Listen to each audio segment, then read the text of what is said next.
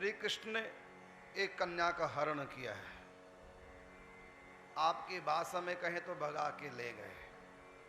वो राज का बिगड़ा हुआ युवा, वो कहता है इसमें क्या दोष है, श्री कृष्ण ने भी तो हरण किया था, श्री कृष्ण ने भी तो भगा के ले गए थे, भगा के शादी की थी। उदाहरण भगवान का दे देते हैं, लेकिन समझते नहीं कि भगवान श्री कृष्ण भगा के नहीं ले गए थे, दुष्टों के चंगुल से छुड़ा करके सुरक्षित जगह ले गए थे। उनके माता पिता की इच्छा से, लड़की की इच्छा से, लड़के के माता पिता की इच्छा से। क्योंकि अगर श्री कृष्ण ऐसा न करते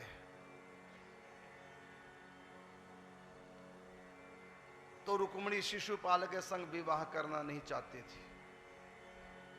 उसके माता पिता भी शिशुपाल के संग अपनी बेटी का कन्यादान करना नहीं चाहते थे। तो जब मां बाप राजी नहीं, जिसकी शादी है वो स्वयं कन्या राजी नहीं है, और बरबस कोई बिना ही पूछे जबरदस्त उसका कहीं विवाह करे, तो बोलो ऐसा विवाह हो जाए तो घर बस जाएगा।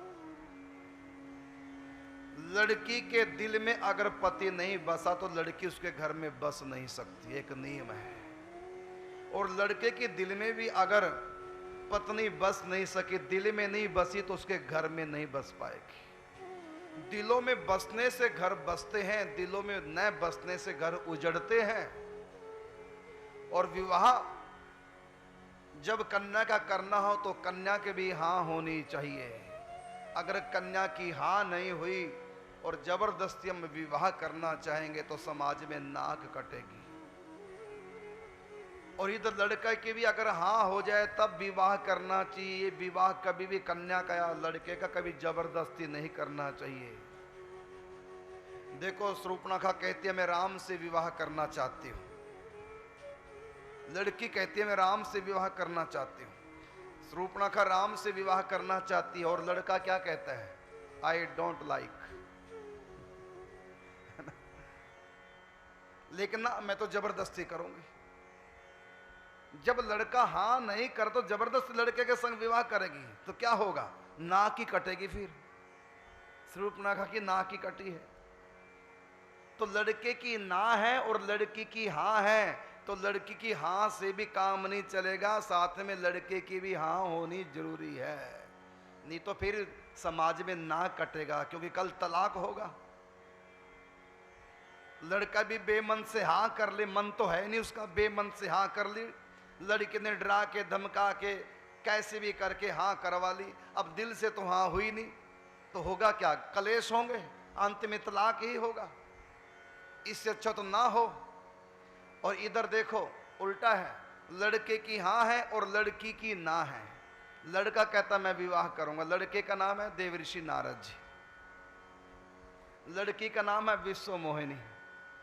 विश्व मोहिनी कहती है कि मैं इनको पसंद नहीं करती, मैं तो माया हूं और मेरे पति तो मायापति नारायण है। तो लड़की की ना है और लड़का कहता मैं तो विवाह करूंगा। और अपनी तरफ से तो बेचारा सज धज करके पहुंच गए विवाह मंडप में। प्रणाम क्या निकला, हो गया लड़के का विवाह, बंदर और बन गया। जब लड़के की हाँ है और लड़की की ना है, ऐसी स्थिति में शादी हो जाए तो लड़का फिर बंदर की तरह ही नाचेगा, है ना।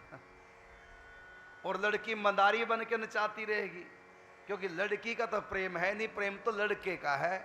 लड़की फिर मन मर्जी करेगी। तो भगवान ने कहा वैसे भी तू शादी के बाद बंदर बन के नाचेगा, मैं पहले से बंदर वाला मुंह लगा देता हूं तेरा का। तो वहां भी जाए, शादी कैंसल। देवऋषि नारद जी कहते मैं विवाह कराऊंगा विश्व मोहिनी से, विश्व मोहिनी कहती है कि मैं नहीं कराऊंगी। तो वहां शादी कैंसल हो गई। इधर लड़की हाँ करती है शूर्पणखा और लड़का राम ना करता है, वो भी शादी कैंसल। तो ऐसे विवाह कैंसल हो जाने चाहिए। लेकिन लड़की का भाई अड़ गया कि विवाह कैंसल नहीं होगा, शिशुपाल से होगा।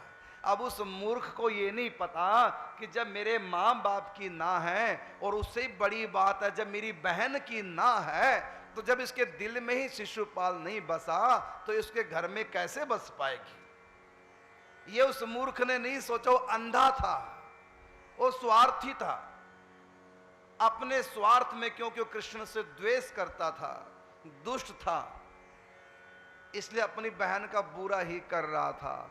लेकिन भगवान श्री कृष्ण इस दुनिया में धर्म की स्थापना के लिए अवतार लेते हैं। ये जो भगवान ने रुक्मिणी का हरण किया है, ये भगवान ने धर्म का काम किया, बहुत बड़े धर्म का काम किया। और ये नहीं लड़का जो शिक्षा आजकल के ले रहे हैं कि कृष्ण भी तो भगा के ले गए, तो भगा के ले कहाँ गए थे?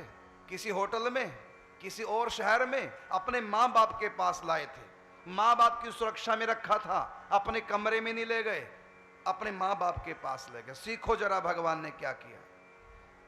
और फिर वसुदेव को पूरी बात बता दी, पिताजी जो मुझको आपने शिक्षा दी है कि धर्म का पालन करना चाहिए, अधर्म का विरोध करना चाहिए, वो मैं करके आया हूं। पिता ने कहा शाबाश बेटा, तुमने बहुत अच्छा किया, एक लड़की का तुमने जो है अधर्म से बचा लिया, उसका घर उजड़ने से बचा लिया, न जाने बाद में क्या क्या कलंक लगता। अच्छा कि तुम लड़की को सुरक्षित लिए, और उसके माँ बाप की भी इच्छा है। अब ऐसा है कि उसके माँ बाप के पास पत्र लिख देते हैं। जब लगा वसुदेव को पता कि लड़की मेरे लड़के से प्यार करती है, तो वसुदेव देव ने पत्र लिखा है कुंदनपुर के लिए, महाराज भीष्मक के लिए, कि आप भी चाहते हैं कि मैं अपनी बेटी रुक्मिणी का कृष्ण के साथ कन्यादान करूं, आपकी बेटी भी चाहती है कि मैं वर्ण करूं तो श्री कृष्ण का करूं, तो बहुत अच्छी बात है, हमको लड़की बड़ी पसंद आई है, आपका घर बार सब पसंद आया है, अच्छी बात है, लेकिन धर्म की जो मर्यादा है,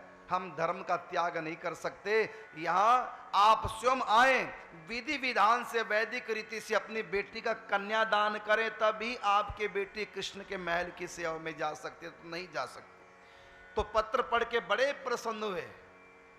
यद्यपि पिताजी ने विदाई पहले से कर दी थी, लेकिन नहीं, विधि विधान से सब काम होना चाहिए, बड़ों का आशीर्वाद होना चाहिए। तो फिर देखो आए हैं पूरा कुंदनपुर समाज, विधि विधान से विवाह हुआ है। तो जो कहते हैं कि कृष्ण भी भगा के ले गए थे, जरा भागवत ढंग से पढ़ के तो देखो, श्री कृष्ण ने भगाया नहीं बल्कि उसको सुरक्षा प्रदान की है। और एक ये नियम है कि लड़की मां बाप की हुआ करती है।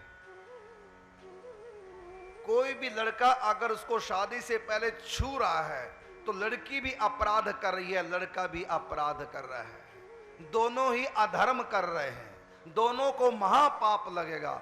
यहां तक कि सगाई भी क्यों ना हो जाए लड़के लड़के की, फिर भी वो चोरी से मिल नहीं सकते, एक दूसरे को टच नहीं कर सकते। अगर कर रहे हैं ये सोचकर कि सगाई तो होगी, मेरी पत्नी है, अभी पत्नी कहाँ हो गई तुम्हारी, अभी कन्यादान हुआ कहाँ है, अभी तुम्हारे लिए वो पराई स्त्री है, अभी तुम्हारे लिए वो पराई नारी है। ऐसी स्थिति में प्रेम कर सकते हैं दिल से, लेकिन शरीर से छू नहीं सकते, क्योंकि अभी उसका कन्यादान हुआ नहीं, अभी वो तुम्हारी पत्नी नहीं, वो कन्या है अभी वो।